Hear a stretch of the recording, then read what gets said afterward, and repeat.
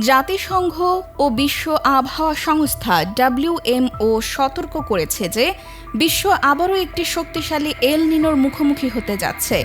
সংস্থাটির পূর্বাভাস অনুযায়ী চলতি বছরের সেপ্টেম্বরের আগে এল নিনো গঠনের সম্ভাবনা প্রায় ৮০% এবং নভেম্বরের আগে তা ৯০% পর্যন্ত পৌঁছাতে পারে। বিশেষজ্ঞদের মতে এটি মাঝারি থেকে তীব্র শক্তিশালী রূপ নিতে পারে এবং বৈশ্বিক আবহাওয়ায় বড় ধরনের প্রভাব ফেলতে পারে। এল নিনো হল প্রশান্ত মহাসাগরের তাপমাত্রার অস্বাভাবিক পরিবর্তনের কারণে সৃষ্ট একটি প্রাকৃতিক জলবায়ু চক্র, যা পৃথিবীর বিভিন্ন অঞ্চলে তাপপ্রবাহ, খরা, অতিবৃষ্টি ও বন্যার মতো চরম আবহাওয়া তৈরি করে।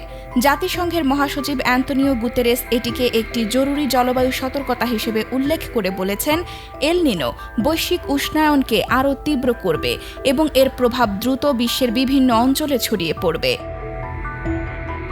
বিজ্ঞানীদের মতে এল নিনোর কারণে দক্ষিণ আমেরিকা, দক্ষিণ যুক্তরাষ্ট্র, হর্ন অফ আফ্রিকা ও মধ্য এশিয়ার অতিবৃষ্টি ও বন্যা দেখা দিতে পারে। অন্যদিকে অস্ট্রেলিয়া, ইন্দোনেশিয়া, ক্যারিবীয় অঞ্চল এবং দক্ষিণ এশিয়ার কিছু অংশে তীব্র খরার ঝুঁকি বাড়বে। একই সঙ্গে আগামী কয়েক মাসে বিশ্বের অধিকাংশ অঞ্চলে স্বাভাবিকের চেয়ে বেশি তাপমাত্রা থাকার আশঙ্কা রয়েছে। এর আগে 2023-24 সালের এল নিনো ছিল ইতিহাসের অন্যতম শক্তিশালী, যা বৈশ্বিক তাপমাত্রার রেকর্ড ভাঙতে বড় ভূমিকা রেখেছিল। বিশেষজ্ঞরা আশঙ্কা করছেন এল নিনো কৃষি উৎপাদন, খাদ্য সরবরাহ এবং মানুষের জীবন জীবিকায় গুরুতর প্রভাব ফেলতে পারে।